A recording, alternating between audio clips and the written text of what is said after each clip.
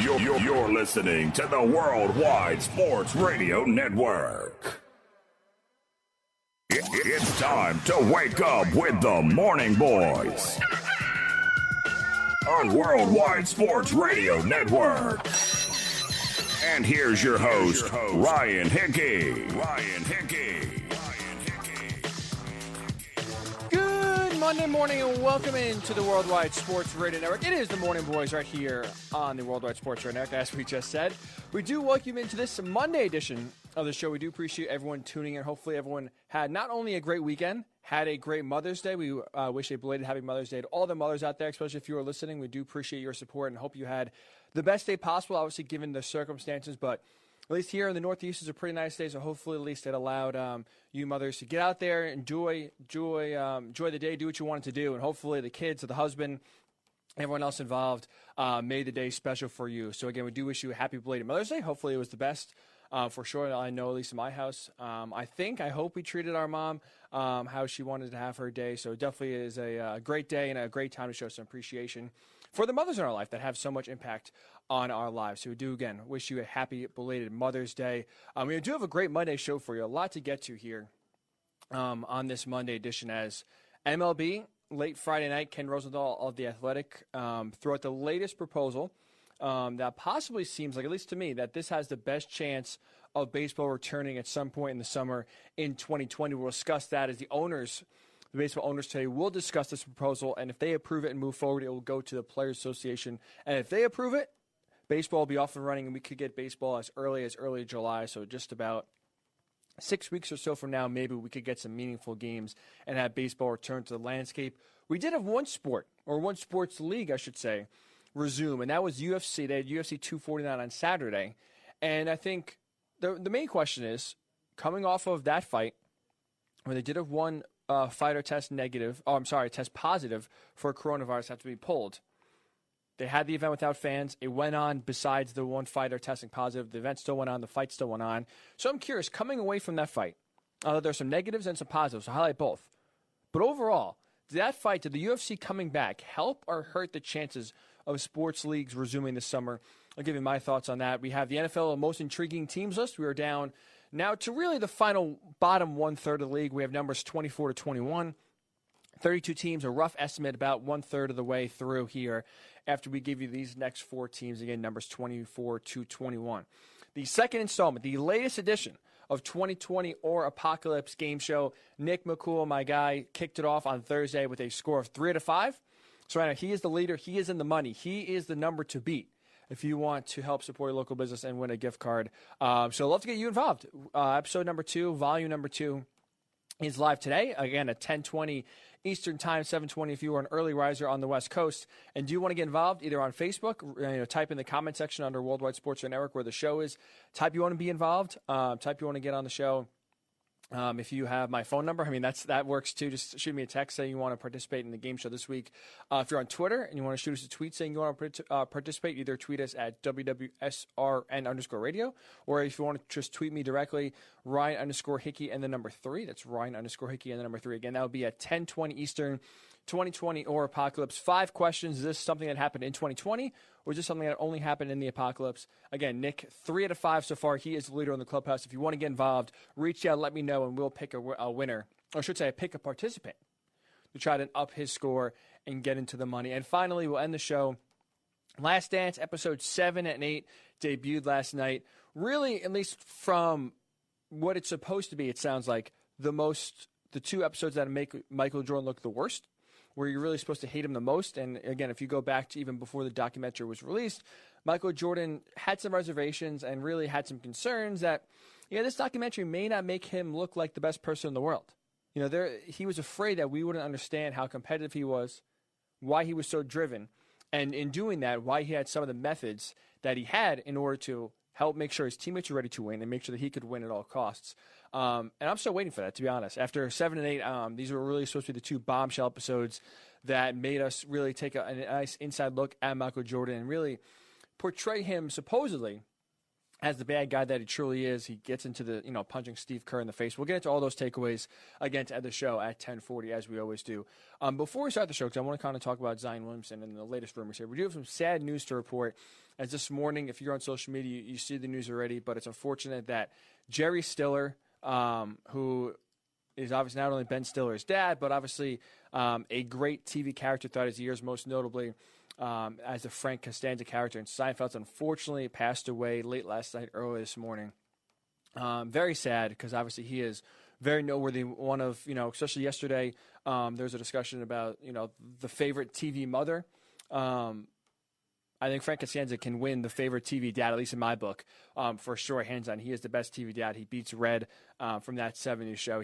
Frank Costanza was so funny, such a character, so many one-liners there. And I was just thinking this morning, what is the best Frank Costanza episode? What is the best moment in Seinfeld? We'll get to that. I'd love to get your thoughts, too. I mean, obviously, we're talking sports here, trying to have some fun, but if you're a big Seinfeld fan, unfortunately, hear the news of Frank Costanza, which is Jerry Stiller, passing away. You have your favorite memory, favorite line, favorite episode that he's in. Definitely share it with us, again, on social media, on Facebook, on Twitter. If you're on the app as well, WWSRN on iOS or Worldwide Sports Area Network on Android, let us know what your favorite Seinfeld episode was with Frank Costanza. What's your favorite moment? What's your favorite line? I have mine. I'll give you that in just a little bit here, but definitely some sad news to report this morning that Frank Costanza, a.k.a. Jerry Stiller, has unfortunately passed away earlier this morning. So a big loss in society, a big loss in TV as well, as we do send our prayers to the Stiller family. And again, hopefully at least try to honor him and remember him in a good way, in a fun way, by discussing the best Seinfeld episodes that George Costanza and Frank Costanza had on the show for sure. But we will start the show with some rumors that developed yesterday about Zion Williamson and his family possibly taking benefits in order to go to Duke, in order to sign with Nike. And hearing these benefits, or hearing this, I should say these rumors, reading them, seeing the comments, to me, Zion Williamson and his family aren't the bad guys in this latest lawsuit that's going on, and aren't the bad guys if indeed they did take money to go to Duke, did take money to sign with Nike. And this is proof, absolute proof, why name, image, and likeness, which we talked about just a few weeks ago on the show, as the NCAA is finally moving forward with how to handle and how to put a policy in place to allow student athletes to benefit off their name, image, and likeness while in school, be allowed to take money because of their talents on the field.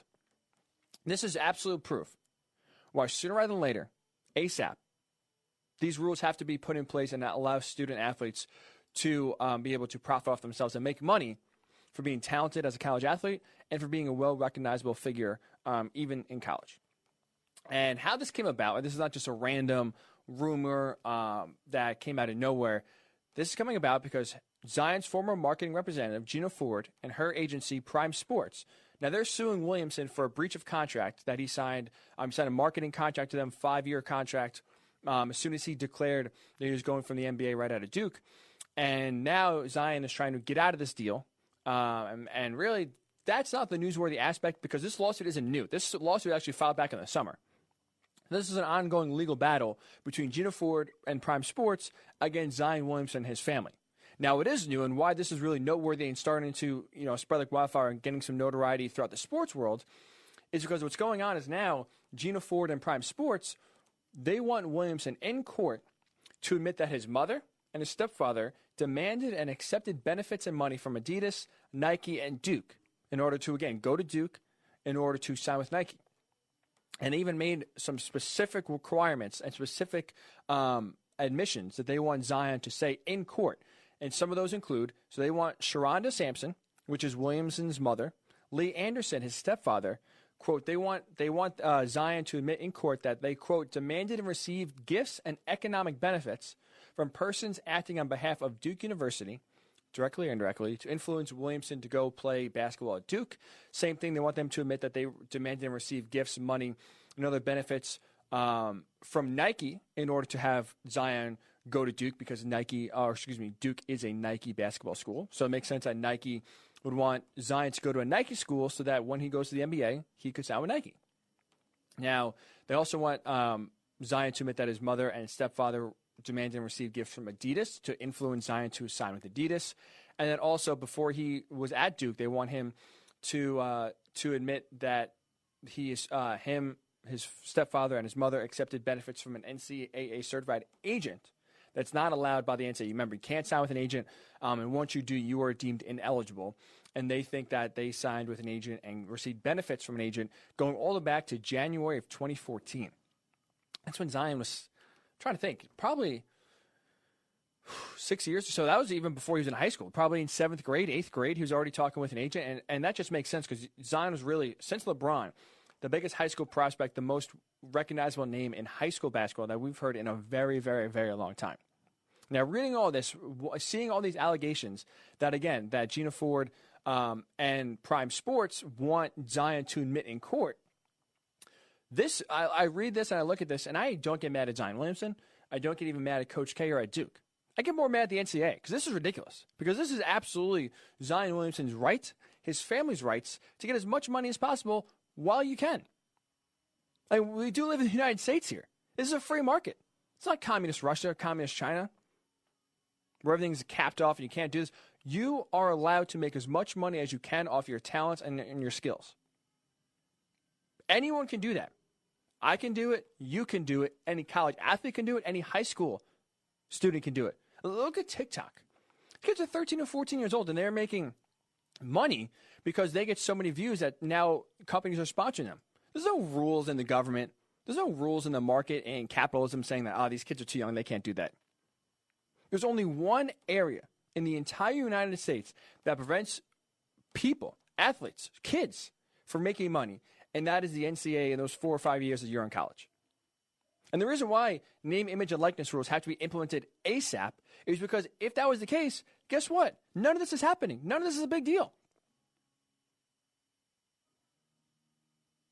Zion absolutely should be getting money from Nike or Adidas. Why is it such a bad thing that these guys, that these shoe companies and these apparel companies are trying to shower Zion and his family with gifts, trying to influence him to sign with Nike, sign with Adidas, sign with Puma, whoever?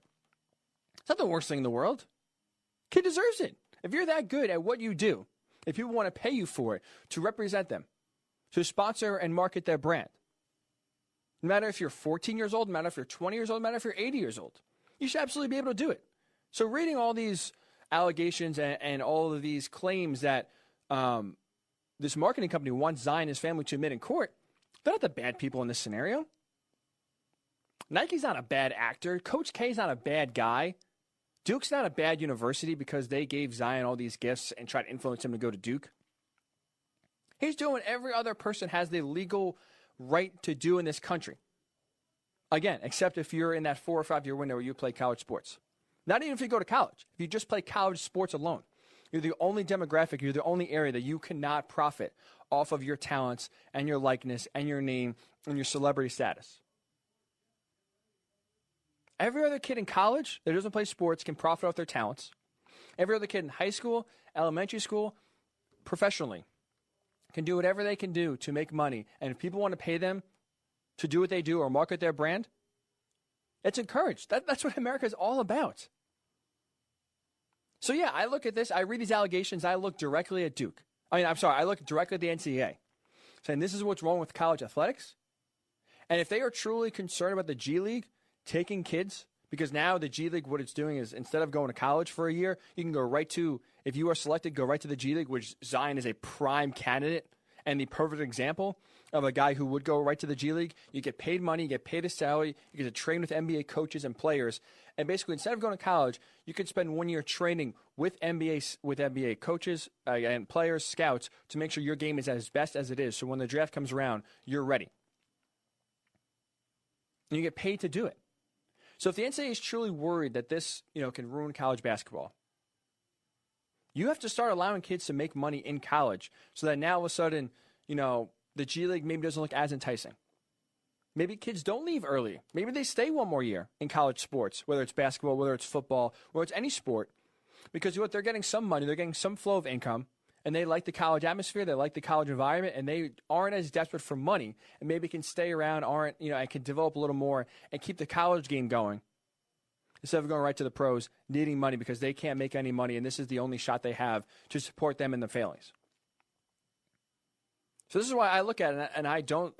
Maybe people want to get mad at Coach K. Maybe people want to get mad at Zion. I am not. I think they are absolutely doing what they should be doing. I'm totally against the NCAA with dragging their feet and finally taking some legal action by states all across the country. That's the only reason why they're even getting the ball rolling here when it comes to name, image, and likeness, and finally allowing athletes to be able to get paid for being a celebrity at their college. And not to mention, to try to pin this as a Duke issue or a Zion issue, I mean, the scheme, which is a documentary on HBO, to kind of highlight all this recruiting that goes on behind the scenes and all this money that is shifted to get these players to go to these big-time universities. This is not just isolated to Duke. This is really the first time that maybe Duke has come into the news about playing a player. But, I mean, the scheme itself had wiretaps of Will Wade, who's at LSU, and Sean Miller at Arizona, openly talking about paying certain players to come to school. Sean Miller is obviously with DeAndre Ayton back in the day, trying to get him to come to school, and other recruits making them some, quote, strong offers to go to their respective schools. USC was tied up in this. I mean, Louisville had to fire Rick Pitino because of recruiting allegations. Auburn had to fire their assistant coach. There's a lot of these schools, especially in college basketball, one player can turn your program around quickly. This happens all the time. It's not surprising. If anything, you're naive to think that doesn't happen. And this is just a one-off, or these are just some of these, schools like Duke. Obviously, we have Kansas as well, who they have major allegations against them from the NCAA. This happens even at the smaller programs you wouldn't think of. I can promise you that. So how does this get above board? How do we put this out in the open? How do we kind of level the playing field? By letting players get paid. Letting players, maybe not on a salary, which I think would not work, but let players get paid what the market dictates they get paid. If they want to go to LSU, they want to go to Duke, knowing that their celebrity playing basketball at Duke is going to elevate them, put them in the center, put them in the limelight, put them at the center of attention of college basketball. Let them do it. Let them go to a big-time school or even a small-time school that's near a big city, like Rutgers or Northwestern, near hubs like New York City and Chicago. They can be profited there and marketed there, and there are companies in those respective cities that want, a face of the franchise for Rutgers basketball or Northwestern football. Let them go.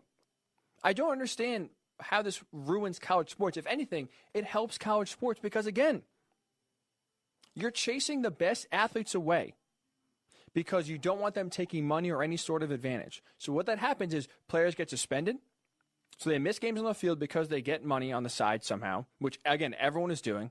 Or they leave a year or two early because they're not getting any money. This is their only chance to make a living and, again, make an income for them and their families and support them. So even if they're going to be a third or fourth round pick and maybe staying an extra year could help boost them up to a first or second round pick, but they leave a year early because they realize every year I wait and I don't get paid, it's harder for me to support my family. They're leaving early. They're getting the money. So now if you can allow players to get name, image, and likeness, get money, get sponsorships, social media sponsorships, local car dealer sponsorships, any company that wants to give players money to market them in any sport. It's not ruining college sports. We're not looking at it differently because we're watching Duke and we know Zion Williamson is getting paid $100,000, let's just say, from Nike to play at Duke. I'm not watching college basketball any differently. I'm not looking at Duke any differently. I'm not watching Kansas basketball kind of feeling eerie and gross that, one of their best players, let's say a Lawrence car dealership, is giving them $10,000 to sponsor them. Who's looking at it differently? No one. So it's the NCAA trying to keep all the money going to their pockets, keep all the money that goes into college sports within the universities and with the NCAA. So look at these Zion Williamson rumors that him and his family demanded and took benefits from Duke, from Nike, from Adidas, talked to an agent as early as back in 2014, again, which is when he's still in junior high. Let it happen. There's, to me, nothing bad that can happen, and it won't change recruiting because guess what? This all happens below the table. This all happens when we aren't really worried about it or maybe turning a blind eye to it. At least now, if you can put it above board, put it out in the open, it eliminates the questions, and I feel like it almost alleviates the skeeviness of it. For example, the University of Tennessee right now is on a recruiting rampage with college football. They're getting big-time recruits left and right. They're going into Alabama, taking big-time recruits from the state of Alabama that are interested in the Crimson Tide, that are interested in the Auburn Tigers, and going there and taking them to Tennessee. Do I have any doubt that maybe Tennessee now is finally offering more money than they were? No. I think that's absolutely what's going on, personally. These kids are not dumb. These kids know what's out there. So why not just put it all above board? Why not just put it all out in the open? No one's upset that these kids are making money. They absolutely should be making money. I just don't understand why the NCAA I understand why the NCAA wants to do it because, again, they want all the money for themselves as much as possible. But I read these allegations. I don't look badly upon Duke. I don't blame them at all because guess what? If they didn't pay Zion, Kansas is. Arizona is. Kentucky is. Another one of these schools are paying Zion a lot of money to come there. So I don't look badly upon Duke. I don't look badly upon Zion or his family. I just look at the NCAA again with their antiquated rules, with trying to control the talent and basically trying to have as much free labor as possible, putting Zion and his family in a position to where they look like the bad guys in this situation, when in fact they're doing what every other person would have done. So I'm curious, like, do you blame Zion and his family for making deals? Do you blame Duke for paying out the money? Or is this just, again, this is a free market at work, and the only organization, the only way in this country that's not allowed isn't college athletics. Do you think that should change? Is name, image, and likeness finally going to allow these kids to make some money? Or do you think this should not happen? I mean, there are people out there that think if players are paid, recruiting will end and basically all the parity will go away. The big-time programs will get the best talent, and that's that. We're going to have 5 good teams in college basketball, maybe 10 good teams in college football, and that's it. I think it would be great for college sports. I think it would only be a positive if players can get paid and let them, or I should say get paid based on their celebrity. Not a salary from the school, but just actually let them get sponsorships, let them get paid the money they deserve. So we'll get your thoughts. If you want to comment on Facebook, Worldwide Sports Radio Network, shoot us a tweet at WWSRN_radio. We'll get your thoughts. And when we come back, MLB has their latest proposal of resuming to play. We'll tell you what those details are and why this is the best plan for sure if baseball wants to play and return in 2020. So we'll do that when the Morning Boys Riding return right here on the Worldwide Sports Radio Network. You're listening to the Worldwide Sports Radio Network. It's time to wake up with the Morning Boys on Worldwide Sports Radio Network. And here's your host, Ryan Hickey. Welcome back into the Worldwide Sports Radio Network. It is the Morning Boys with Ryan Hickey right here with you on this Monday morning. Hope everyone's doing great, staying safe, staying sane, had a great Mother's Day weekend. We do appreciate you giving us a few minutes here on this Monday morning. We started the show talking about the latest rumors surrounding Zion Williamson and his family taking money, allegedly taking money from Duke, from Nike, from Adidas, from an agent, and that a former marketing firm is suing Zion and now wants him to go to court and admit all this happened. So no official word has yet been spoken from Zion or his legal team, so we'll see what happens. But either way, if he did it or not, we'll never know. I don't look badly upon Duke or Zion. I think absolutely he has the right to get as much money as possible, and this is more, to me, on the NCAA, not allowing their athletes to profit off their name, image, and likeness, as to this being the biggest reason for this blow-up and why their rules need to change ASAP, because players absolutely, without a doubt, should be able to make money off of their name, off of their celebrity, off of their skills that they show in college, because guess what? They are the only ones in all of America, in this capitalist society, that isn't allowed to do that. 7-year-olds, 10-year-olds, 15, 20, 30, 60, 90, 100 can make money on what they do well. And if someone gives you money, guess what? No one's saying no, except the NCAA. So we'll get your thoughts again. If you want to tweet us, WWSRN_radio, or if you want to just tweet at me, Ryan_Hickey and the number 3. If you're watching on Facebook, we appreciate you on the Worldwide Sports Radio Network Facebook page. If you want to comment below, read that definitely on the air for sure. So also, the latest news coming out of the weekend was Ken Rosenthal of The Athletic detailed MLB's latest proposal for MLB to kind of start their season. And reading the details, seeing the outline, this seems like the best chance of baseball to return. And these are what the details are. So a 78 to 82 game season starting early July. The games will fluctuate, I guess depends on when they can actually start. But they want to start in early July, maybe July 1st, let's just say give or take, or July 4th. Start the season there, have a 78 to 82 game season that would carry through and basically end normally at the end of September like the regular season would. So they're basically essentially picking up in the middle of the year and then going to the end when the season was supposed to end. So there's some thoughts about pushing the season back into October and even into November, have some playoff games in neutral sites. But right now, at least this latest proposal, start the season early July, end it as normal on time at the end of September. The schedule will be only regional. So there was also some thoughts and some rumors out there of a 3-team or 3 division, 10-team in each division league. So the divisions and the leagues will stay the same. The NL will stay in the NL. The AL will stay in the AL. All the divisions, NL East will play the NL East. The NL Central. None of the divisions or the leagues will change. The only thing that will change with the schedule is that now you only play teams in your geographic footprint. So the NL East, they'll play everyone in their division as normal. So the Mets will play the Nationals. They'll play the Marlins. They'll play the Braves. They'll play the Phillies. But on top of that, they'll also play the AL East. So the Yankees, the Red Sox, the Rays, the Blue Jays, the Orioles. So you play teams only in your geographic footprint. So the NL Central, they'll play their divisional games, and the only other games they'll play outside of their own division are the games against the AL Central. So I want to keep it obviously as close as possible, limit transportation and flying as much as possible. Also, another detail is that they want to play mostly in home ballparks. So we've had tons and tons of different ideas of where they would play, how they would play, starting with the Bubble City in Arizona. That expanded to possibly a 3-city league, Arizona, Texas, and Florida. And now the latest proposal is that play as much as possible in these home ballparks. And that even included New York with both the Yankees and the Mets. They said they believe that by the time July rolls around, this coronavirus will be corralled enough and taken care of enough that they can actually play in their home ballparks. And then what they would do is expand the playoffs to 7 teams in each league. So if you remember back in, I think it was December, the New York Post floated in a story idea that the MLB was considering expanding their playoffs to 7 teams in each league, to where the top team in each league would have a bye, and then every other team, so 2 through 7, will play a 3-game series at the team who has the best record at their home ballpark. So that is going to be implemented. In this outline, in this proposal, the owners are discussing actually today. 7 teams in each league make the playoff. Only one bye, the top team in each league. So the top team in the AL, top team in the AL get a bye. And then 2 through 6, so the 2 division winners and the 4 wildcard teams would all play each other based on record in a 3-game series with, again, the winners moving on. And then we'll have a regular playoff format from there. And looking at these details, so again, 80 games, regional schedule, mostly home ballpark, expanded playoffs. This is absolutely the best and most realistic plan and proposal for baseball to return.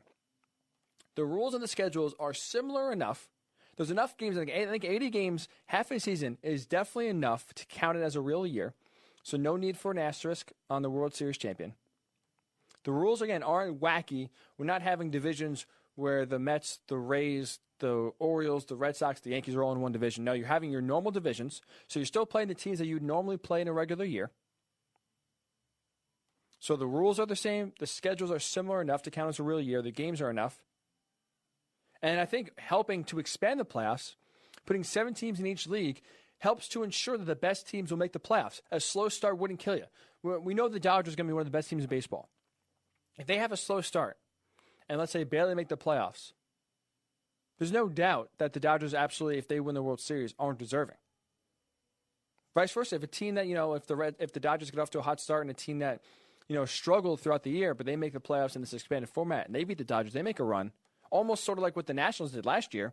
They were pretty bad for half the year, turned it on, got hot, and then actually made a run to the World Series and won it. I think there's enough of a season and enough of the playoffs to expand to make sure all these playoff caliber teams make the playoffs, so we don't exclude teams that should be in that are really good. We don't exclude them. We're also expanding the playoffs. I think makes it almost a fair and equal playing ground to where whoever wins the World Series will be viewed as legit. To me, it allows the best team to win the World Series. So I think this proposal actually will work really well. I think it's actually the best way for Major League Baseball to return.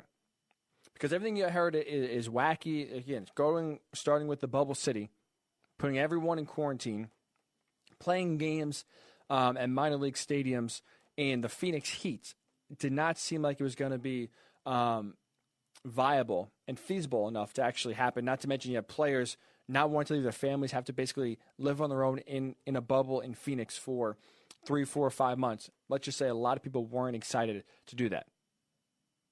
So you allow the players to stay at home to be with their families, basically live as normal of life as possible, still play games in their home ballpark, so you're still staying in your home city, you're still with your family.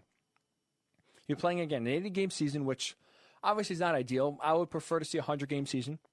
I think that would be definitely the most legit and feel the realist given the circumstances. But 80 games, basically half a year, still enough.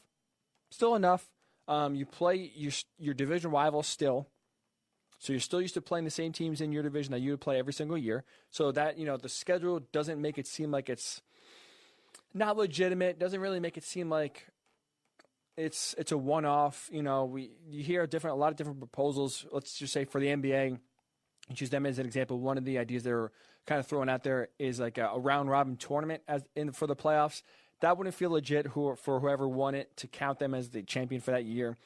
So you're still keeping the format of how baseball is played and how champions are crowned with the schedule, with expanded playoffs, but basically keeping the playoff format the same.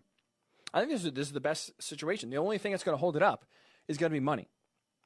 Because the players signed an agreement saying that they wanted a prorated deal, meaning that if they signed, let's just say, $1 million contract for this season to play 162 games, well, they want to divide that million by 162. Basically have it where how much money am I making per game, and then you just times that by the number of games actually played. So if they're making, let's say, $100,000 per game, well, they want that for 80 games. The owners don't want that. The owners don't want the players to even take a bigger pay cut because now there's less games. No fans are going to be in the stands for most likely the whole year. I mean, maybe at the end of the year they can allow some fans in, but I think this is going to be a situation where if every team can't have fans in the stands, they're not going to do it. So if Chicago can have fans in the stands but New York can't, or Baltimore can have fans in the stands but St. Louis can't, I don't think MLB would do that to where some teams have a home field advantage compared to others. So you're going to have a season that most likely will have 0 fans at all, but still play in the home ballparks. So owners realize the revenue that they get, which is a lot from the gate, from us going to games, eating concessions, buying tickets, parking, everything that involves with going to the game. It's 40% of their revenue. So that's a huge chunk, even if, the baseball resumes. They're not making a lot of money back. So that's the only thing that's going to hold up these discussions. If the Players Association does not go for the cuts that the owners want the players to take, and again, reduce their salary even more, I hope that one way or another they get to a number that everyone agrees upon quickly, because I think fans right now, all we want to see is baseball.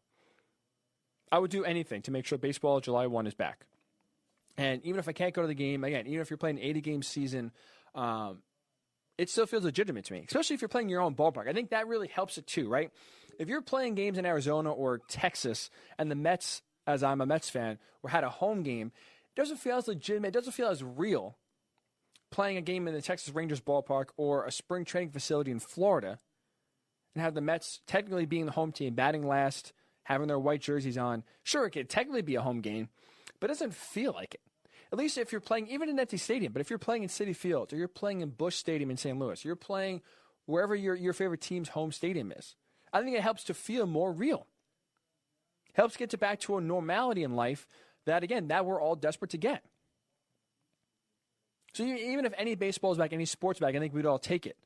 But to actually basically have baseball return to its closest form of normal, I think is huge. Huge, huge, huge. So sure, despite a schedule quirk of playing half the season, despite having the playoffs expanded more than normal, I think it would be, again, the closest thing or the best proposal so far that we have to get baseball back.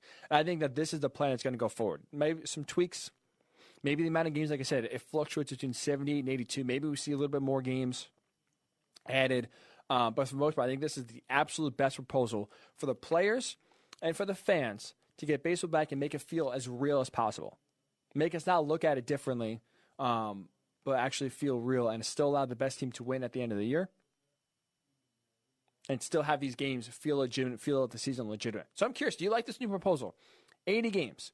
Home ballparks. You only play the teams in your geographic region. So if you're a fan of a team in the NL Central, you're only playing the NL Central and the AL Central. That's it.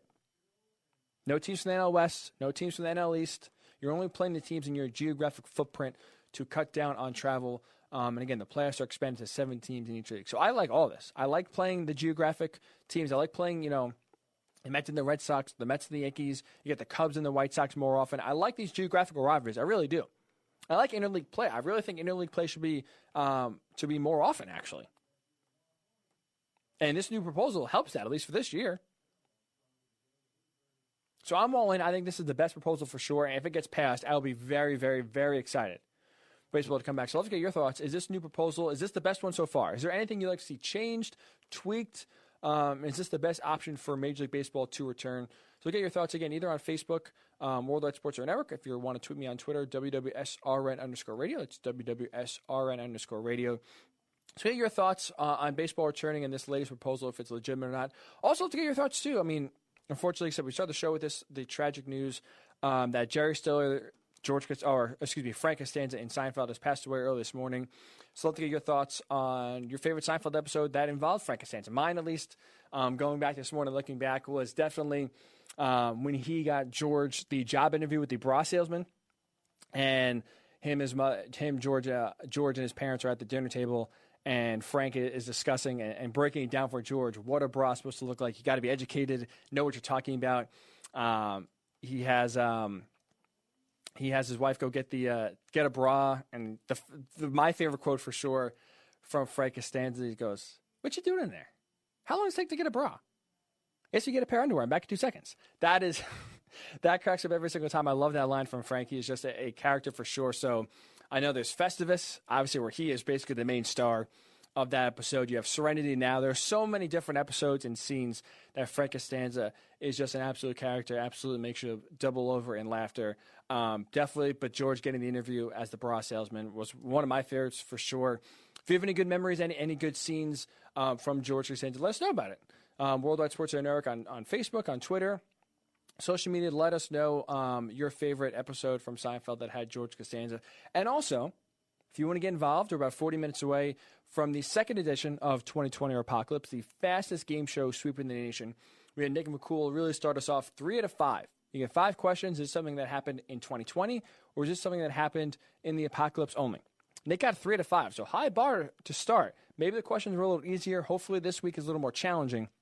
But 10-20, we're still looking for our second participant. So if you want to get involved, comment on Facebook, comment on Twitter, shoot me a text, however you can get a hold of myself and the show to let us know that you are interested in playing and being the second contestant on 2020 Apocalypse. We'll get those as well. And when we come back, the UFC did return this week. So the first real sports league to resume activity was the UFC 249 this past Saturday.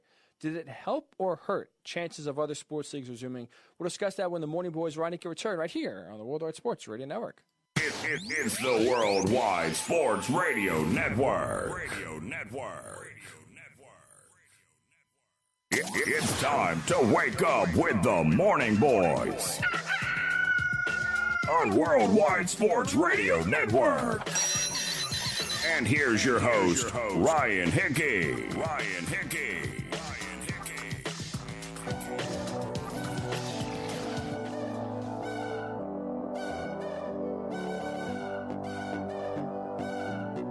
Welcome back to the Worldwide Sports Radio Network. It is the Morning Boys of Ryan Hickey right here with you on this Monday morning. We do appreciate you giving us a few minutes here and tuning in and spending part of your Monday morning, hopefully keeping you sane and keeping you safe here.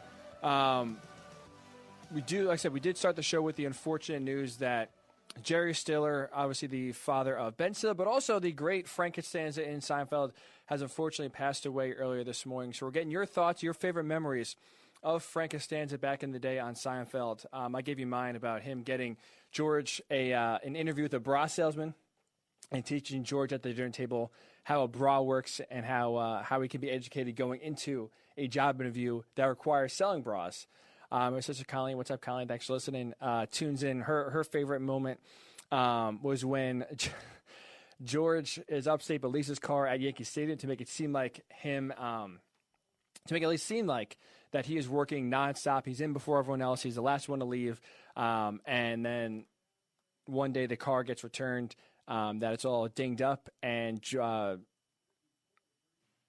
Steinbrenner, holy cow. My apologies. I had a total space there. George Steinbrenner thinks that George is dead, so he goes to the Costanza household.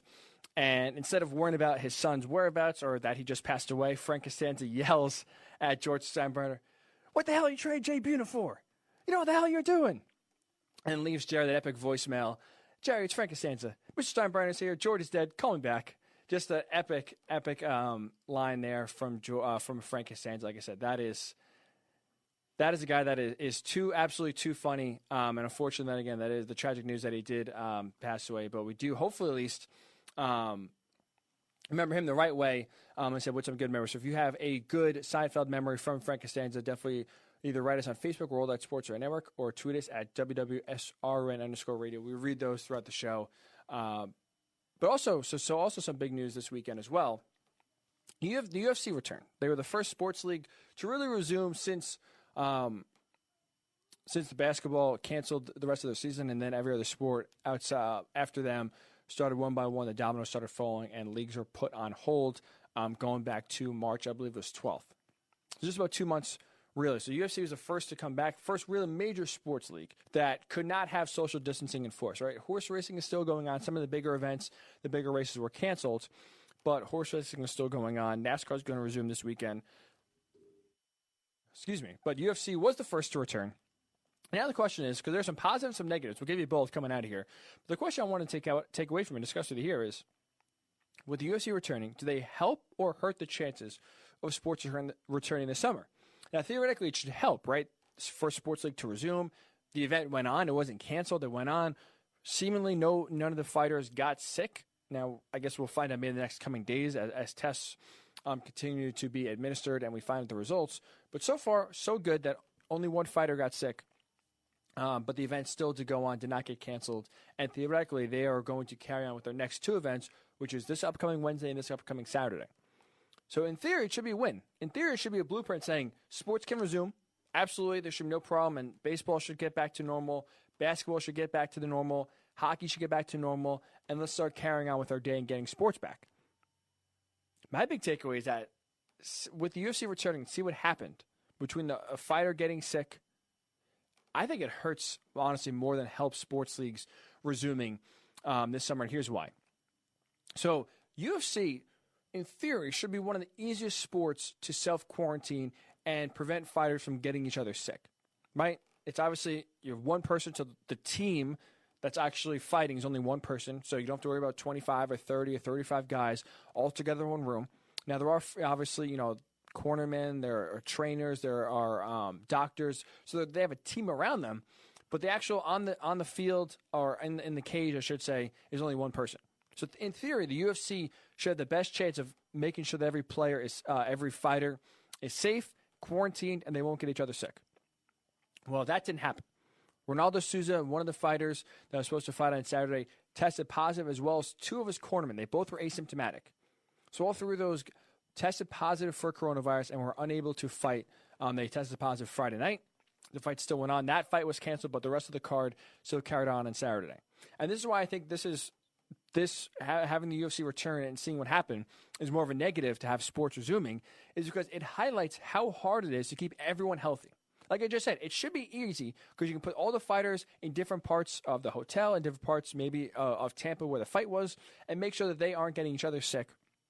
And even in general, just getting sick, right? Less people around them in theory, less exposure.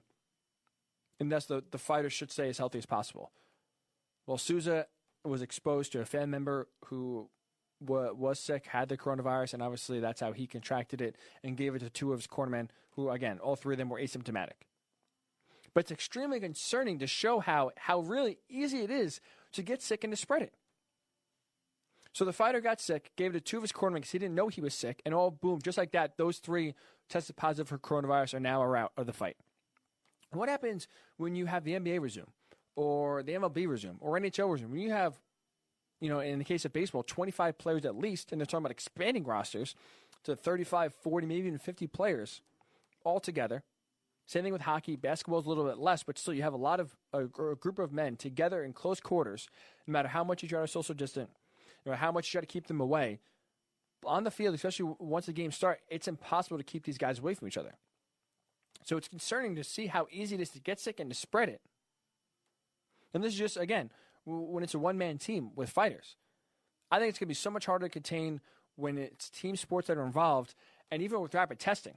I get concerned that, once one guy gets sick, if he doesn't know about it for even a few hours, how quickly and easily that virus could spread to his teammates, and then what happens, right? As we saw at the UFC, one fighter gets sick, you've canceled that fight, the rest of the card went on. What happens if, the NBA or MLB resumes and a player gets sick, okay, you can keep them out for 2 weeks in theory, right? Just quarantine them, have the team play basically shorthanded for 2 weeks without that player. Now when he's healthy, have him come back. But what happens if it's that easy to spread or you don't catch it right away and all of a sudden half the team is sick, or even worse, the whole team gets sick? How are you going to continue a league where 29 teams in baseball are playing but one can't for at least 2 weeks? That's my biggest concern, and we've said this throughout the show. My biggest worry about sports resuming is that they do it too quickly, because there's no real true way to contain the virus, and that if we get our hopes up, we get sports back for even a week or two, someone gets sick, it spreads, and all of a sudden half the team or a full team now can't play. I don't know how you continue the league. I don't know how you have the NBA playoffs if one of the teams can't play for 2 weeks. Do they forfeit? What if it's let's just take the standings right now. The Nets as the 7th seed, or the Magic as the 8th seed, are playing the Bucks, right? No one doubts that everything's even. The Bucks are going to sweep the Magic. Best case scenario, the Magic win one game. Absolute best case scenario. What happens if Giannis and half the Bucks get sick and they can't play? Is it a forfeit? Do the Magic move on now? Do they wait 2 weeks?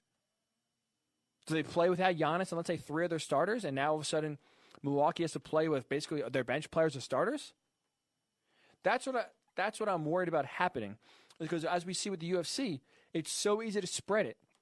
And the UFC is easy because they have so many fights, they just cancel one. Nothing, for the most part, everything still goes on as normal. But when it's a team sport, when it's a team activity, and you're relying on playing a bunch of people together, playing against each other, even with rapid testing, I feel like it's very hard to contain with sports, and I get worried that resuming could have this happen. And if one player gets sick, I think a bunch of players in the team will get sick. And from there, what happens? It's a big question. That's why I think coming out of this, there's more negative than positive. It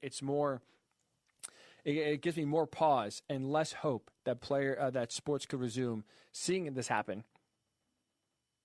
than vice versa, seeing the UFC go on, still carrying on even with a fighter getting sick. So I see more negative out of the positive. I try to be as positive as possible. I really do. I'm really not the negative Nelly kind of type.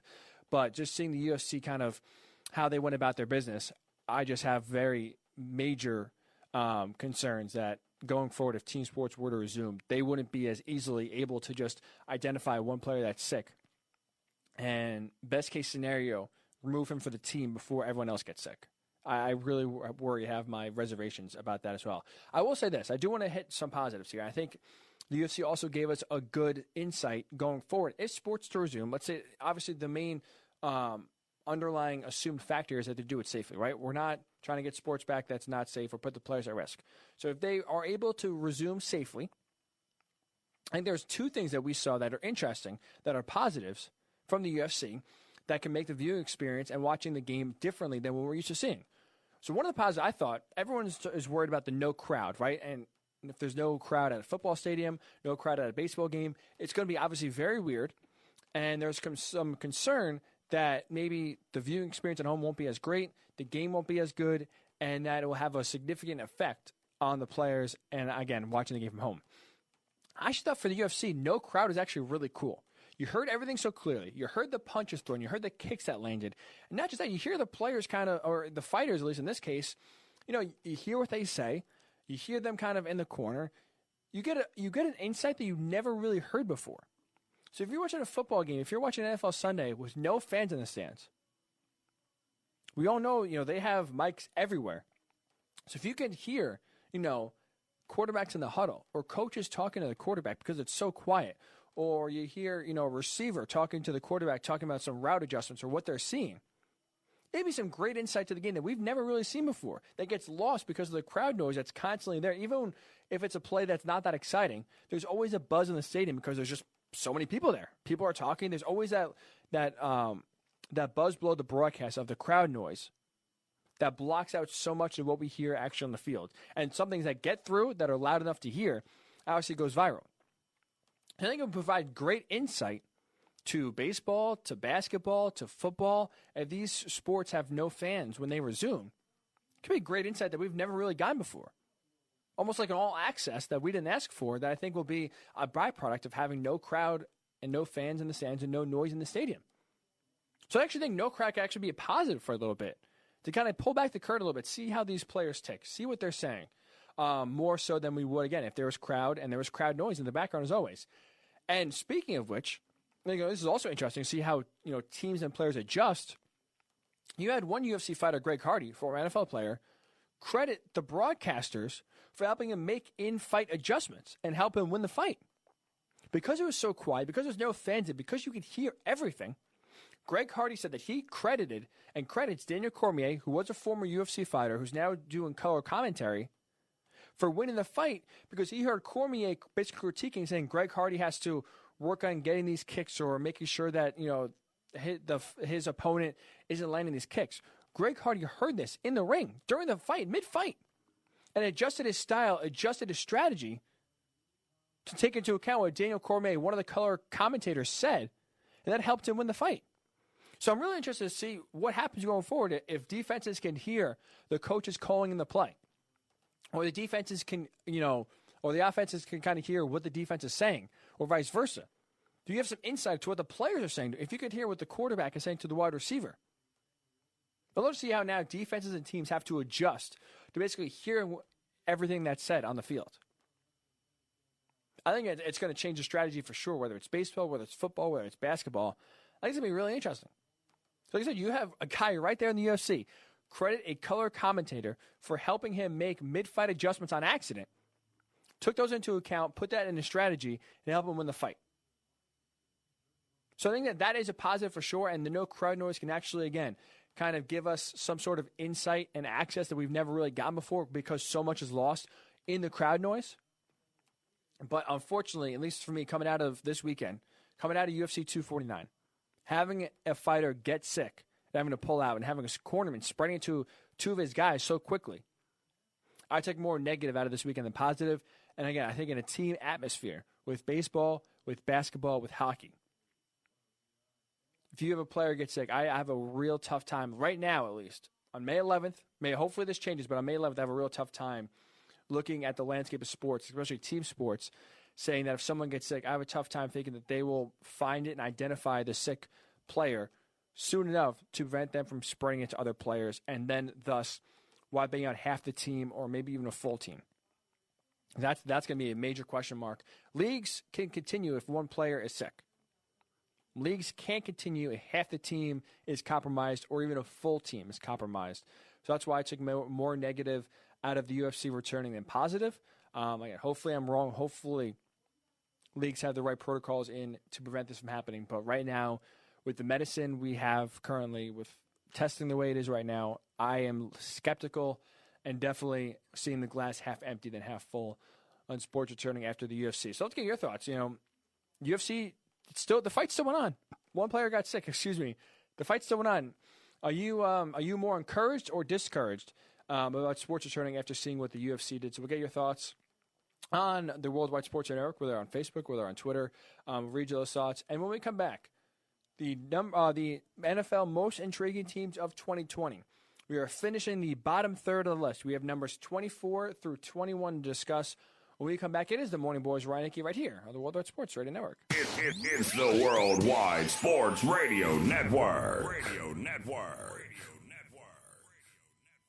It's time to wake up with the Morning Boys on Worldwide Sports Radio Network.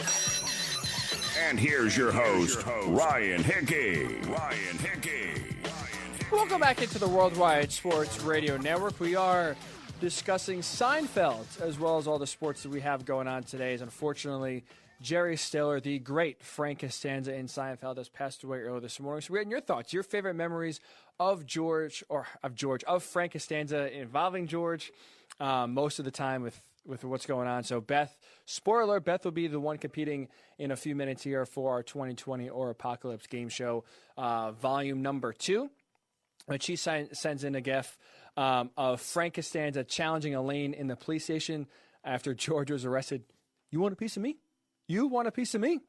Too funny. And the scene ends with Frank attacking Elaine. So any of your favorite Frank Costanza memories from Seinfeld, write those in. We'll read those throughout the show because there is a ton. We discussed the job interview that he got George with the bra salesman. We've discussed when George is allegedly dead and he's meeting with George Steinbrenner. And Frank, instead of grieving his son's death, asking questions about what happened to George, why did he die? I can't believe this. Wants to scream at George Steinbrenner for trading Jay Buhner and saying he doesn't know what he's doing. So there's so many funny memories from Frank Costanzo. So if you want to share those, definitely either on Facebook, on Twitter. We will read those throughout the show as we go on. So like I said, we'll have Apocalypse or 2020 in just about 10 minutes or so as Beth will be participating. The score so far to beat is 3 out of 5 by Nick. Set the bar high, so we'll see how Beth can do. But before we do that, another segment we have a staple here on the show is the most intriguing NFL teams going to 2020. We're hitting the bottom third here. We've already given you numbers 32 to 25. The Jaguars, the Bears, the Panthers, the Lions, the Titans, the Redskins, Bills, and Steelers. Those are on the bottom so far of the least intriguing, the most boring teams as we work our way from the most boring, the least intriguing at number 32, all the way to the most watchable, every game's a must-watch, most storylines at number 1. So today we will do numbers 24 to 21, which essentially, rough math-wise, equals out to just about the bottom third of the league in most boring, least intriguing. We'll start at number 24. I'm going to put the Minnesota Vikings here. And again, this is not about projecting them how they'll be this year, because I think the Vikings will be good, and I think they'll make the playoffs. But this is more about a watchability. Are they going to be an exciting team? Are they going to be a team that, you're constantly checking the score of, you're constantly seeing how the Vikings are doing, and one of those teams that you always have an eye on outside of your favorite team. And the Vikings at least took a hit in watchability this offseason because they traded Stephon Diggs to the Bills. So the offense goes down a little bit. I love the Justin Jefferson draft pick. I think he'll fit right in and fit well. Will he live up to that Stephon Diggs hype? Especially the year one, I don't see so. But honestly, the biggest thing that's really holding the Vikings back, both in these rankings and in real life on the field, is Kirk Cousins. He has been unable throughout his entire career to play well in the big games. He shrivels up in the moment more times than not. Now, he has some moments. Played well in the Dome when they beat the Saints on Wild Card Weekend this past year. He had that great pass to Adam Thielen to set up the game-winning touchdown in overtime. So he has his moments. The issue is he doesn't play consistently well in a big game. And so that frustration, that constant underachieving of Kirk Cousins and the Vikings in the big moment against the best teams makes it frustrating to watch. And for me, I can't take him seriously. I look at the Vikings as a team that really has hit their ceiling and has peaked. I think last year was the best it's going to get in the Kirk Cousins era. I really do. Winning a playoff game, beating Drew Brees and Sean Payton in the Superdome, I think that's really the best the Vikings are going to get. I don't see them being any more formidable this season. I don't think they can take another jump in an NFC that's still very deep. The NFC really hasn't gotten weaker. If anything, it's gotten stronger. I think the Eagles and the Cowboys are both better than they were last year. So in an NFC that's only getting stronger, I don't think the ceiling is very high for the Vikings than it was last year. I think at best, this is a team that could win one playoff game. I don't think Kirk Cousins can be relied upon to win you 2 or 3 games in the playoffs. He can't be relied upon to even get you in a situation to where you can get a first-round bye or win some of these big matchups in the regular season because he is constantly shriveled up. So that being the case, with the Vikings, I feel like almost being a known quantity because you kind of know what to expect. They play well against bad teams, and Kirk Cousins shrivels up against the good teams. That's why the Vikings are number 24. You know what you're going to get. I don't think they can get much better than they did last year, and for that reason, I don't have much watchability and much intrigue to watch the Vikings play this season. At number 23, the Atlanta Falcons. Now, this is interesting because their offense is very talented. They will have 10 starters that at one point or another, by the Falcons or by their teams, were first-round draft picks. And they add that by signing Todd Gurley, who's cut by the Rams, a former first-round draft pick. They add that to Matt Ryan, Calvin Ridley, Julio Jones. The offense is loaded on paper. Right? They have a lot of talent there. They seemingly upgrade from Devontae Freeman to Todd Gurley, assuming Gurley can be healthy. Obviously, that's why he was cut, because I think the Rams had serious doubts that he could regain his 2018 form, and even really the first 5 years of his career, he can get back to that. But this is why they're seemingly interesting, is because their staff is coaching for their jobs. Right? Thomas Dimitroff, the general manager, Dan Quinn, the head coach, if they don't make the playoffs, they're fired. It was honestly pretty shocking that they were both even allowed to return for this year. But what gets me nervous about the Falcons, what doesn't really make it too watchable, is that their draft I wasn't blown away with, and especially their defense, especially, in the secondary where they needed a lot of help. They didn't really do a good job of shoring it up. It's going to be bad. Now, this is going to be exciting because it's going to make for some high-scoring games. Don't get me wrong. But Falcons, I just don't think they'll be very good. The division got a lot better. The Saints only improved. The Buccaneers are going to be right there with the Saints. And the Panthers, well, I don't think the Panthers are going to be a good team by any stretch. I think they're going to be a feisty team, similar to what the Cardinals were last year. A team where the record wasn't great, but they're a team that's going to give you their best week in and week out. They're going to be, a hard team to defeat. They're not going to be an easy W. You're not just going to roll in there, throw your helmets on the field, and get a win. You're going to have to earn it. So I think that with that being the case, with the NFC South being a very tough division, I just don't think the Falcons have enough might on offense and defense to get over the hump and improve because really, especially on offense, the offense has stayed the same talent-wise. Julio Jones has been there. Matt Ryan's been there. They added Calvin Ridley in the draft a few years ago. Now you had Todd Gurley. They've always been skilled on the offensive end. And guess what? They've regressed every single year since 2016 when they went to the Super Bowl and blew that big lead to the Patriots. It's only gotten worse and worse every single year. They haven't drafted well, and they haven't signed many free agents to where I think that trend is going to change. So I think the Falcons are in for another bad year. And for that reason, that's why I don't think it's going to be too watchable for the Falcons. That's why I have them at number 23. Number 22, I have the New York Giants. Obviously, the big question for them and why maybe they're a little bit higher on this list than maybe I would have had them otherwise is that I think young quarterbacks, whether they are good or bad to start, always have so much intrigue and so much question marks around them.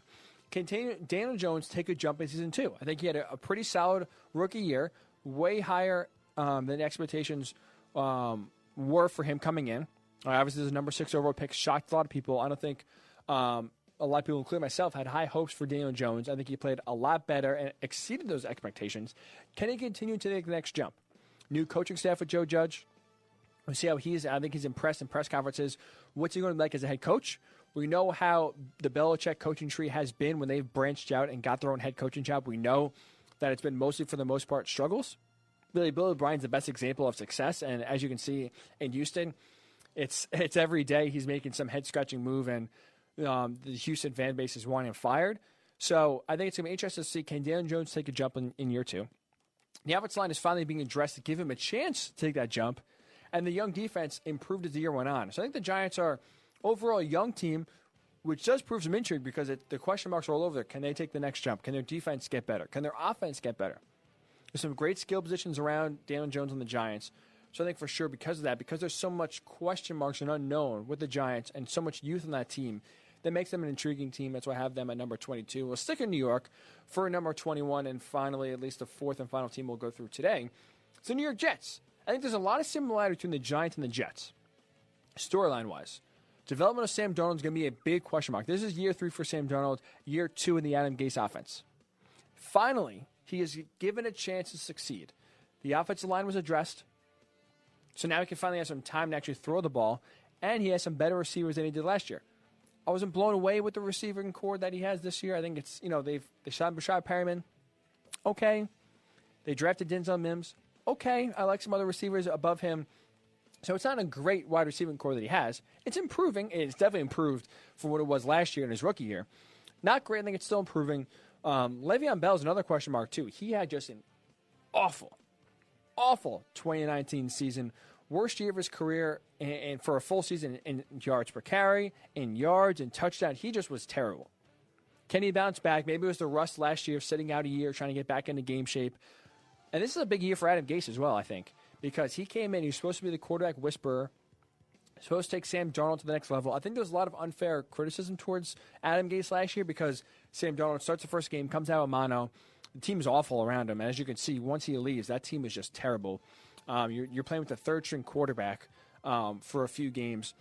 And the Jets improved down the stretch. They played well down the stretch. So I think that now can you see that next step? Can you see Sam Darnold really take that leap that he really hasn't been able to show so far through the first 2 years because of circumstances surrounding him and the team?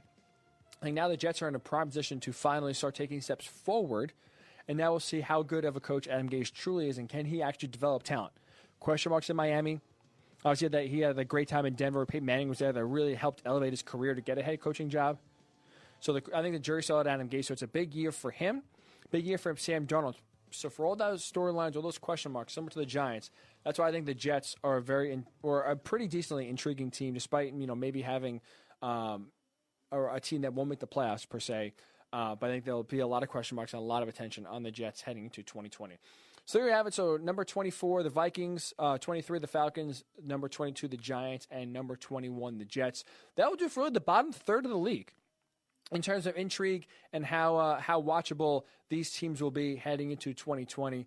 So we'll continue to get your thoughts. Is there any team I left out? So if you're thinking in the bottom third of the league, is there a team I didn't include that should be in there that you think is going to be a boring team, nothing really to watch, really nothing to get excited about? Or is there a team that I included in there that you think has plenty of storylines? Maybe I shouldn't include them because they're going to be an exciting team this year that I'm sleeping on. So get your thoughts either on Facebook, Worldwide Sports Radio Network, or on Twitter at WWSRN_radio. So get your thoughts on the bottom tier, the bottom third of the least watchable teams in the NFL. And when we come back, episode 2 of 2020 or Apocalypse, Beth Chunkali, my cousin, great Beth, a big-time listener to the Worldwide Sports Radio Network, a big fan, so we appreciate her and her support. She will be on as a contestant in 2020 or Apocalypse. The score is 3 out of 5 to beat. We'll see how she does when the Morning Boys are on return right here on the Worldwide Sports Radio Network. You're listening to the Worldwide Sports Radio Network. It's time to wake up with the Morning Boys on Worldwide Sports Radio Network.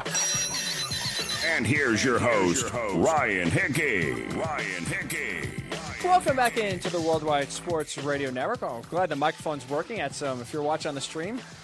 So some technical issues in the break, but we are good to go as we are back here on the Worldwide Sports Radio Network. We do appreciate you giving us a few minutes here on the show on this Monday morning. And as we will now do every single show moving forward at 10:20 on the East Coast, it is time for 2020 or Apocalypse, the newest and hottest sweeping game show in all of America. And we had a great contestant, my friend Nick, coming on to really kick us off, getting 3 out of 5, setting the bar pretty high for those who come after him. And now, our second contestant coming out of Philadelphia, Pennsylvania, my cousin, big-time Morning Boys fan and listener, Beth Chunkali is on the line. Beth, what's going on? Thanks for giving us a few minutes and participating. What's up? Hello, everyone. So, Beth, a lot of pressure here. We'll try to make these at least easy for you. We'll see. But in case just a quick. I heard you're getting some help, so we'll see how much help really works. But in case you missed, or anyone just tuning in for the first time unaware of what 2020 or Apocalypse is, how it's going to work every single show. We have 5 questions. Is this a real headline that happened in 2020? Because a lot has happened in 2020, that's for sure. Or is this something that only happened in the Apocalypse? 5 questions will give you the best score out of 5. And again, the winner at the end will get a gift card to whatever locale of their choice. Beth, are you ready? Wow. I am ready. I'm very nervous, but I'm ready. The nerves, hopefully you can block out the nerves and really lock in here. So number 1, a Georgia man started a GoFundMe account or a GoFundMe page to build a wall around his state because too many out-of-staters were coming in once Georgia started to open back up, as they were one of the first states to open back up. Is this something that actually happened in 2020, or is it something that only would happen in the Apocalypse? Am I allowed to ask a clarifying question? Sure. Ask as many questions as you need. So this person did a GoFundMe to build a bubble or a wall around just his property? Or the No, around the state of Georgia, because since Georgia is one of the first states to open up, a lot of people in the neighboring states that couldn't open up were going to Georgia to play golf, go to the gym, maybe get a haircut. Yeah, I'm going to say that's 2020. Ooh, that is actually the Apocalypse. Thankfully, that's not happened. A lot of wall rumors going around in this presidential term, but that is actually not something that is true. That is in the Apocalypse. Thankfully, it makes sense though. It does make sense. Good idea. Yeah, good idea. Maybe this will give someone the idea, but that is something that not actually has happened and happened only in the Apocalypse. So we're 0 for 1, but that's okay. Nick got 2 wrong, so you're still in the money here. It's still primed at least to finish or still have a first place chance. Number 2, you ready? Yes. A Maryland florist shop started selling a Corona bouquet, but had to immediately apologize and change the name because too many people thought the flowers were infected with the virus. Is this 2020 or the Apocalypse? I think that's 2020. Wow. Okay. 2 for 2 apocalypse. Beth, I'm sorry. That is something that did not happen. That is something that only would happen but again, I guess it sounds believable because there was a survey that went out. That's a good idea again. I mean, people, I guess, when the coronavirus first happened, thought Corona beer, you can get the coronavirus from Corona beer. I think CNN had the poll of like 38%. Yeah, the beer sales were going skyrocketing. So, but thankfully, at least that is not the case, that people were not falling for a bouquet of flowers called the Corona bouquet, actually had the virus. So that is something only happened in the apocalypse, so not real. So we were 0 for 2, but Beth, hey, still could tie for first place. Now, before we move on, I want to, because speaking of 2020, your brother, our cousin, the great Danny, was supposed to graduate from college. Obviously, him, like many other college students, were forced to be at home the rest of the semester. So you actually had his graduation on Saturday, on the actual day he's supposed to graduate, from home. Can you tell us what that was like? So my mom and my sister did a really amazing job of decorating our home for a graduation. It looked exactly how a graduation would be. It was very nice. We had a lot of balloons, some speeches, family members zooming in to see. And Danny was really happy. He was really proud, and he's officially a Rowan graduate. So congrats to Danny. Officially a Rowan graduate. That poor guy. I'll tell you that. I feel like Danny's gotten the short end of the stick a lot in his life, and now to have your own graduation I know where. He's listening, so I'm sure he's loving this. Danny, I'm sorry, but yeah, I mean that was, we all graduated. That was one of the best times, that last few weeks there, kind of hanging out with your friends, knowing this is it, but so you. Any of that ending party. I know, nothing. And instead Danny's at home for the last of his college career. No place he'd rather be, I'm sure. So No. but like a real graduation was happened. The music was played. He dressed up in the cap and gown. Who gave the commencement speech? So I gave the commencement speech. Actually, your father and mom and your sister showed up like 20 minutes late. So then I had to redo a commencement speech. Classic. That sounds about right. So since they missed my first commencement speech, I did a second one. And that time I Googled one, and I just read from Google. So that one was nicer, probably. Was the first one handwritten from the heart? I did not prepare, so I didn't write. And I thought something like really meaningful would come to me, and nothing did come to me. So it wasn't that great. Poor Danny. Again, biggest moment of his life, graduates from college, and he can't even have his own sister prepare a commencement speech for him. That is something that I guess he's not going to look fondly about. What was that? Another family thing. If you're not in our family, this might be boring, so I'm sorry. But I have our Uncle Brian all the way from San Diego texting me on the side what he thinks the answers are. And he also thought that the florist wasn't 2020. All right. Well, I'm glad because I got yelled at from actually my girlfriend Lauren after Thursday's show saying that the questions were too easy. So I tried to get creative. So hard. All right, that's if she's listening, hopefully she's happy because she was the one complaining the most. But all right, so we have 3 more to go.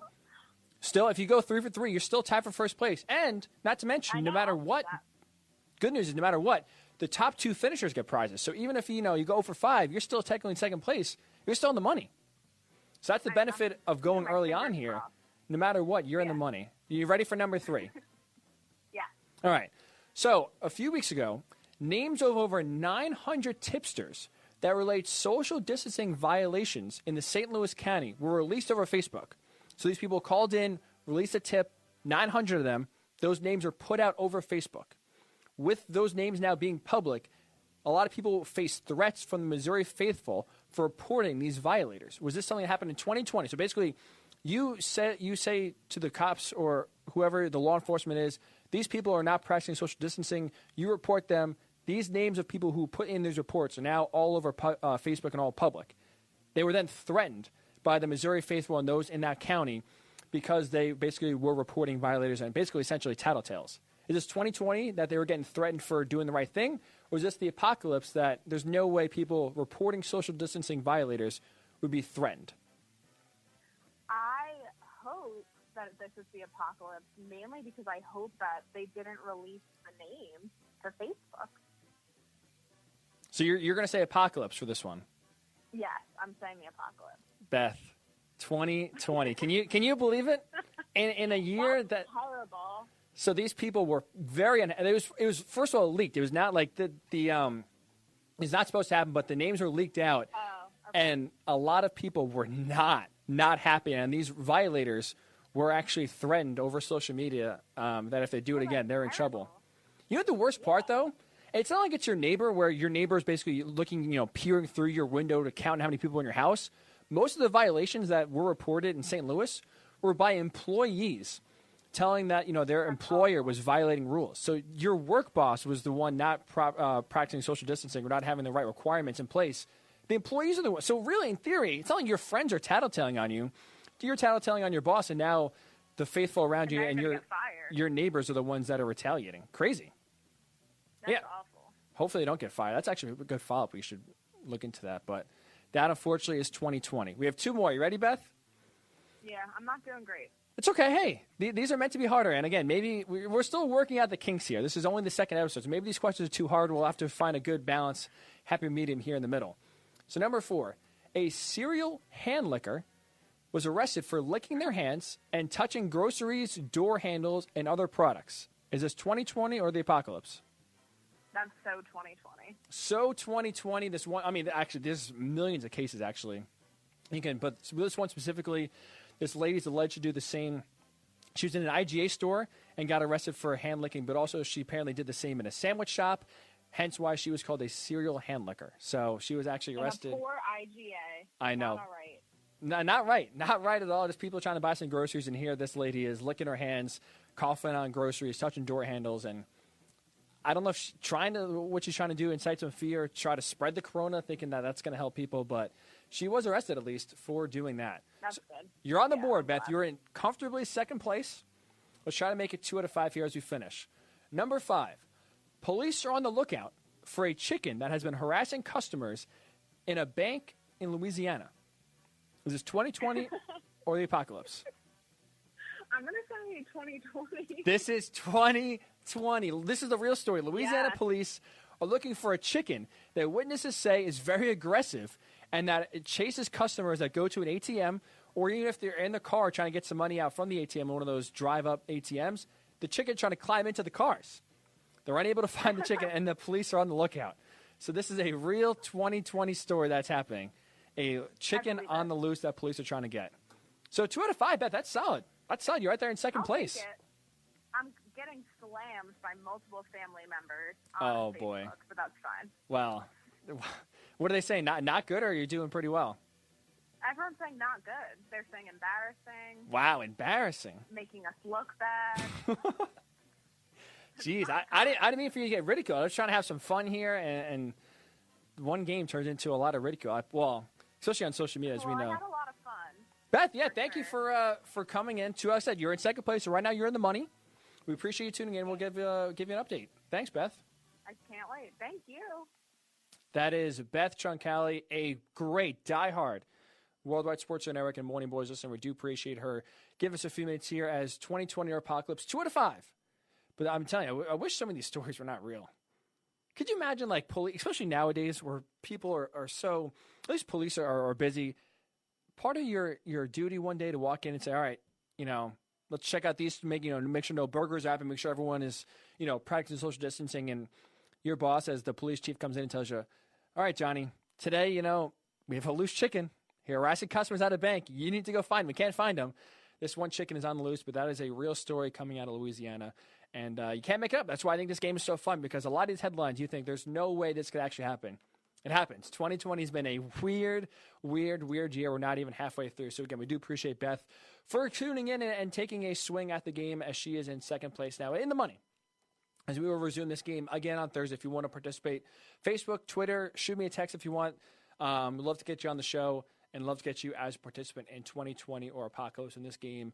We do every single show at 10:20 on the East Coast. So when we come back, Last Dance, episodes 7 and 8 were on last night. We'll discuss the biggest takeaways, and are we ever going to really hate Michael Jordan? We'll get to all that when the Morning Boys wrap up right here on the Worldwide Sports Radio Network.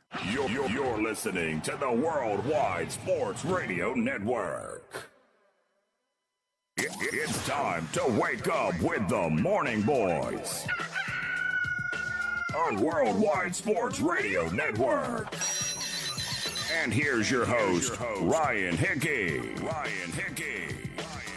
Welcome back into the Worldwide Sports Radio Network as we wrap up here on this Monday edition of the Morning Boys with Ryan Hickey.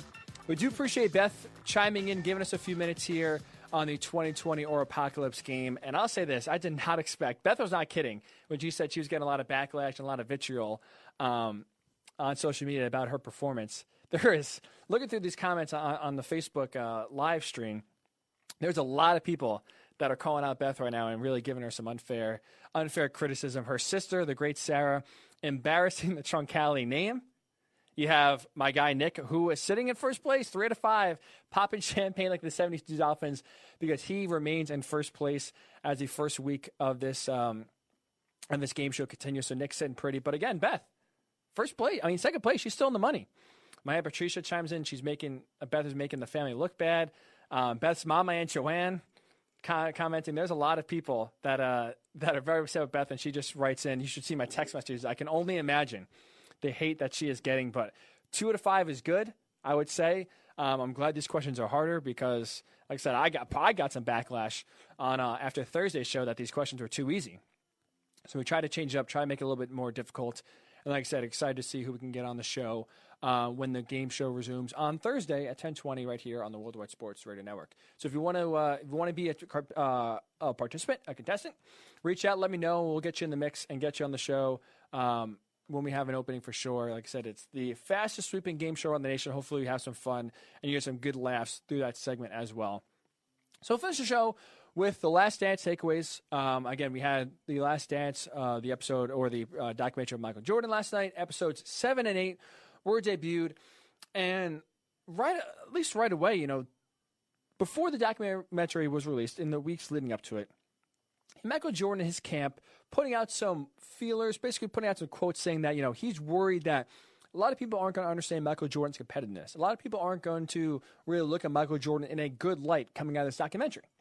And this is really 7 and 8 were supposed to be the 2 episodes that really dove into this. They really kind of pulled back the curtain and showed, for lack of a better word, what a bad guy Michael Jordan was supposed to be, or I should say, what a bad teammate Michael Jordan was supposed to be. Right? You have the story of him punching Steve Kerr in practice, which they got into. You have him, yelling at teammates, being tough to deal with, being tough to live up to the pressure and the standards that Michael Jordan constantly puts on his team in practice, in games. And this is supposed to be the 2 episodes. This is supposed to be the Sunday night where this really kind of delves into this and shows us that, wow, Michael Jordan was a great champion. Michael Jordan is a winner. He is the best basketball player to ever play the game. But a good guy, he is not. A good teammate, he is not. A role model, he is not. And I'll be honest, one of my first takeaways is I'm still kind of waiting to hate Jordan. Like, when are we supposed to, what is the documentary, what episode, what story are we supposed to look at and say, wow, Michael Jordan, bad guy. I changed everything of my perceptions that I thought of Michael Jordan before this. After watching this episode or hearing this story, he's a bad guy. I'm still waiting for that. Because if anything, I feel like each episode as it goes on makes Jordan look more and more likable. One of his biggest fears is that he didn't think people could understand why he was so competitive, right? People like me and you, we live our normal lives. We get excited, we compete, but for the most part, we're not driven crazily to accomplish X goal or do whatever we possibly can to make sure that this one outcome is the best it could possibly be. And he was so single-minded, so single-focused, so determined to win, just flat out win. Whether he was playing cards, whether he was playing a one-on-one game, whether he was even just racing someone to practice. Whatever you wanted to do, it was competition for him. And he was afraid that we really wouldn't be able to understand that and understand what made him tick. And with that lack of understanding, with that inability to relate to him of why he wanted to win so bad, it would maybe make us turn us off him, right? Maybe make us view him in a different light and then not be able to justify some of the actions that he had in order to try to get his teammates ready, which we'll discuss in a little bit, and make us lack understanding and make it seem like he's a bad guy. Now, don't worry, he had some bad moments. But for me, at least, his legacy only increased. Looking at his mindset, looking at his intensity that he brought to every single day, despite being the most accomplished basketball player in history, despite winning 3 titles in a row, still wanting more. Despite winning 5 titles, still wanting more. Kind of like even more motivated than ever. I think it's pretty easy to relate to Jordan, to be honest. Now, me and you can never relate because, for the most part, we'll never be able to attain the level of success that he's attained in any field we accomplish. And for the most part, we have so much going on that we're unable to just solely dedicate all of our time to accomplishing that one task.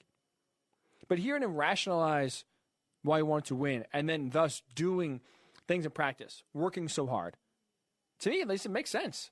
And one of the quotes I think that makes this perfectly is he said, you hear him get emotional too. We're talking about, how he was as a teammate. He demanded a lot of his teammates, yes. He held them to a higher standard, yes. But he never asked his teammates to do anything that he wouldn't do. He wasn't having unrealistic expectations for them that he wouldn't hold himself to. He was working just as hard or harder. This is a guy trying to get everyone on his level. Not ask them to go move mountains while he sits back. Not ask them to do all these tasks where he just kind of rides the coattails and breezes through. He was doing heavy lifting. And with that, he just asked that a lot of his teammates be just as dedicated as him. So just to me, if that was supposed to make us hate Jordan, I don't really know what's going to make us hate Michael Jordan because, like I said, I've only respected him more. I've only really have him be more likable as his documentary goes on. So at least that was my first takeaways. I know we're supposed to hate Jordan at some point. He was very worried that the public wouldn't understand why he was so competitive, why he basically operated the way he did. To me, it makes all the sense in the world, at least. And watching this, it only makes him more likable. I haven't really seen too much feedback on social media, at least, that have people hating Michael Jordan. I think everyone's saying the same thing. When are we going to hate Mike? So far, it hasn't happened. I don't think episodes 9 and 10 are going to reveal anything that changes that. So Michael Jordan's legacy, I think, has only improved, and he's only gotten more likable, at least to me, as the documentary's gone on. Number 2, this also, especially episode 7, dives into why he took the break, why he retired initially after 1993, winning 3 finals in a row. But you even hear the lead up, even before this episode, you hear how tired he was, how drained he was. And yet you have a conversation recalled that before the 1992 Dream Team Olympics that Michael was talking about, he would have retired after 1992 if he already won 3 in a row. If he didn't have to go win 3 in a row. He was so competitive. He wanted to be above the greats. Because you saw a lot of these guys, they won back-to-back titles. No one's won 3 in a row. He wanted to do that. He wanted to be that guy in that upper echelon to win 3 titles in a row and win the Olympics, where he would have retired in 1992. So I think it makes sense that you see when you have someone so motivated, so focused, so intense on just winning every single day, not winning a title, not winning a game, waking up and trying to look at everything he possibly can to just win in general. It's mentally exhausting. So he wins 3 titles in a row. He accomplished really the last thing he wanted to accomplish. He never wanted to win a title every single year. He wants to win 3 in a row because it hasn't been done by the greats. He wants to elevate himself above them. And in doing so, I think it makes sense that once he accomplished that, he needed a break. So I know there's rumors about whether it was a unofficial gambling suspension that David Stern wanted to punish him, but didn't want to, hurt the league. So he did it. Said just go away for a year and a half and then come back and we'll be all good. He wanted to tank the league or tank Michael Jordan. I truly do think that it was because he was mentally exhausted. He needed a break. And I know there's always this discussion as well. Oh man, if Michael didn't retire, the Bulls would have won 8 titles in a row. There's no shot the Bulls would have won 8 titles in a row because you already hear how mentally draining it is to win 3. Whether the players that are on the first 3 or the second three-peat. You hear Steve Kerr talking about how draining that three-peat was, and he flat out squashed any of those rumors that said the Bulls would have won 8 titles in a row if MJ doesn't retire. Because each year it got harder, the pressure increased to win. And that only put more pressure and made it even more difficult to win a title when you have all that riding on it. So I totally understand why he needed a mental break, and I think that helped the Bulls win 3 more.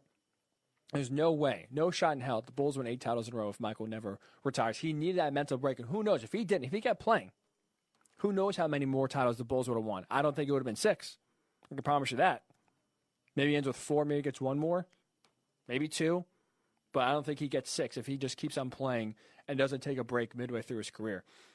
Another takeaway I had, the third one, it's funny because throughout this entire documentary, the first 8 episodes, no matter what opponents do, right, it's impossible to not get Michael Jordan upset and to have him have a chip on your shoulder. Think about it. All these players you hear Michael Jordan talk about hating or wanting to embarrass, for the most part, didn't do anything to him directly. And there's a few episodes or a few examples in these latest 2 episodes last night, where you have the Bullets, Bradford Smith, One of the games he scored 37 points. After the game, he tells Michael Jordan, hey, good game. Didn't mean it in any, negative way. Wasn't trying to rub it in his face. He just, from what all the accounts were, genuinely said, hey, Michael, good game. Well, unfortunately for LeBradford Smith, the next game, the Bulls were playing a back-to-back against the Bullets. That next game, MJ was determined to shut him out, to embarrass him, to get some revenge. And you know what he did? Scored 36 points in the first half. Not in the game. In the first half. He wanted to actually surpass Bradford's 37 points in the first half. He came short of that. He only scored 36. He was really slacking that night.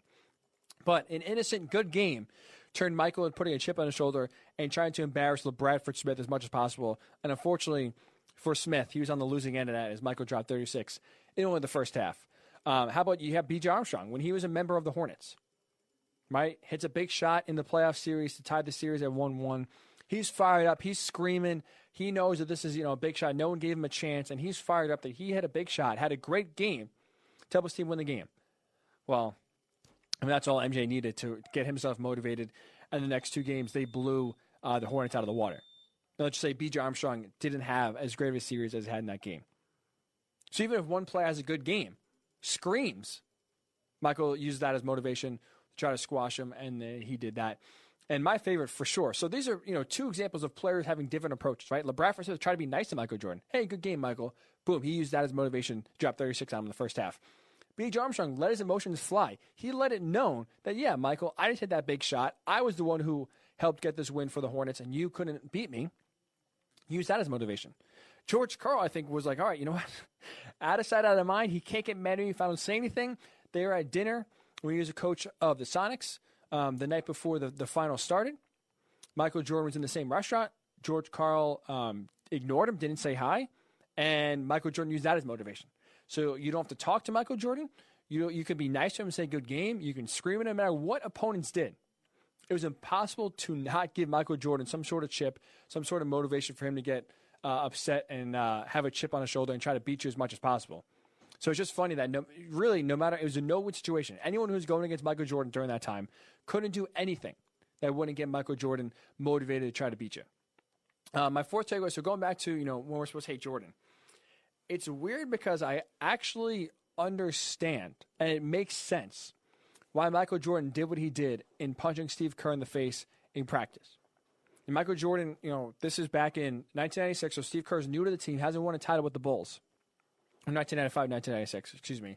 And he wanted to get his team ready for the tensest moments. He realized that these guys, because they're new, they've never gone through the pressure that carries when you play with the Chicago Bulls, when you play with Michael Jordan. He wanted to make practice and training camp as intense as possible to make sure that they don't break in the moment. You have to be ready. You can't find out in the playoffs, in the finals, if these guys can handle it or not.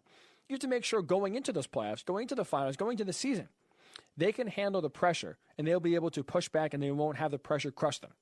So one of the ways that Michael Jordan was trying to test Steve Kerr and test the rest of the team is by, trying to goat Steve Kerr, really yelling at him, really getting in his face. Steve Kerr pushed back. He punched Michael Jordan first. And then, obviously, that's when Michael Jordan unleashed the punch to the face. And it's interesting here. You have Steve Kerr saying after that brought him closer. Michael Jordan punching him in the face, and Steve Kerr really fighting back, standing up to Michael Jordan first, brought them closer, and it showed Michael Jordan that Steve Kerr can handle the pressure, can handle the pressure of playing with the Bulls, with the finals on the line, trying to accomplish and playing with the greatest player of all time. It's interesting that, honestly, it makes sense that Michael was so intense, and it makes sense that he was really able to have an act like this happen, right? Rarely do you ever hear of players getting in a fist fight, a true fist fight where you get punched in the face and that ending well. You have in the NBA right now a rift beforehand of Rudy Gobert and Donovan Mitchell on the Jazz. And you had that rift start because Rudy Gobert was reckless with the coronavirus, making the jokes, touching the microphones, and he gets it. Donovan Mitchell was upset because he thinks that he got coronavirus from Rudy Gobert and that Rudy Gobert wasn't taking it seriously. And from that he was the reason why, he also got coronavirus. So you have a rift just starting from that. Now, players have beef, and there was even some discussion for a little bit before apparently it was squashed that, well, if these two can't get along, one of them have to be traded.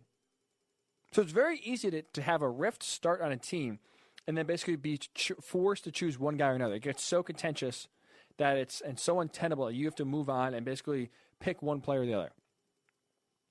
I would find it hard to believe if the Gobert Donovan Mitchell, let's say, feud got physical and Donovan Mitchell punched Rudy Gobert in the face or vice versa.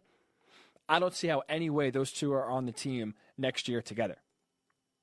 But in this case, again, Michael Jordan had a method for his madness, trying to get his team ready, trying to get the new players acclimated to what the pressure is going to be like when you step on the court as a member of the Chicago Bulls, trying to win a championship when the expectation is championship or bust.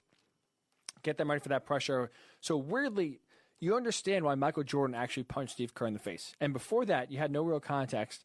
But I think Steve Kerr explaining it, Michael Jordan explaining it, I think, weirdly enough, does actually make sense. And it kind of lends you into why Michael Jordan may be perceived to be a bad guy, but now, it does make more sense of what he was trying to do. There's a method to his madness. I thought that was interesting. My fifth takeaway, poor Scottie Pippen. Honestly, poor Scottie Pippen, because the thought and the worry from the Michael Jordan camp was that he was going to look bad. People are going to really change their opinions on him, and he's just not going to be portrayed as a good guy. I mean, if anything, Michael Jordan's been portrayed better than that. And I think Scottie Pippen's been the one that's kind of been portrayed as almost the bad guy. Right? No one's doubting his play on the court. But there's been a few instances already during this documentary that highlight Pippen in the wrong way. And that was, at least again, last night. You talk about the story of Game 3 of the 1994 conference semifinals against the Knicks. When with 1.8 seconds left, the game is tied. You had Phil Jackson draw up a final inbounds play for Tony Kukoc. And Scottie Pippen was supposed to be the inbound in that play. The play wasn't drawn up for Scottie to take the final shot. It was supposed to be for Tony to take the final shot. Scottie Pippen was so upset, felt so betrayed, and so disrespected, he said, I'm not going in. The playoffs, Game 3, in a tie game with 2 seconds left, when you're already down 0-2, you lose that game, the Knicks win that game, the series is over. Series is over. And in the biggest moment of the game, you have Scottie Pippen take himself out, not wanting to go on the court because he's upset that Phil Jackson didn't call the final play for him. So you have that, making him look bad. You have his migraine game back in the Eastern Conference Finals against the Pistons in 1990, where Game 7 he gets the migraine and basically doesn't play most of the game, doesn't play well at all, and has an awful game. And you hear Michael Jordan basically, sort of, you can sense the frustration in Michael's voice when talking about that Scottie had a migraine, basically saying that he should have played through it, he could have played through it, chose not to. So it's interesting that obviously, these are out there. These aren't instances that are just coming to light for the first time. We watch a lot of them. Well, not we, but a lot of, the older NBA fans watch this happen in real time. So it's not like it's a new revelation. But just to bring those up and kind of see the way Michael Jordan and the rest of the team reacts to Scottie Pippen doing this, it's, like I said, he had some great, great moments. But it's interesting to see that they highlight some of the postseason failures and the bad leadership moves by Pippen that makes Scottie Pippen look worse than what you perceive to be Michael Jordan looking worse.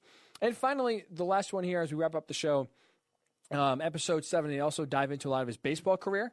Michael Jordan, when he played for the Birmingham Barons in Double-A.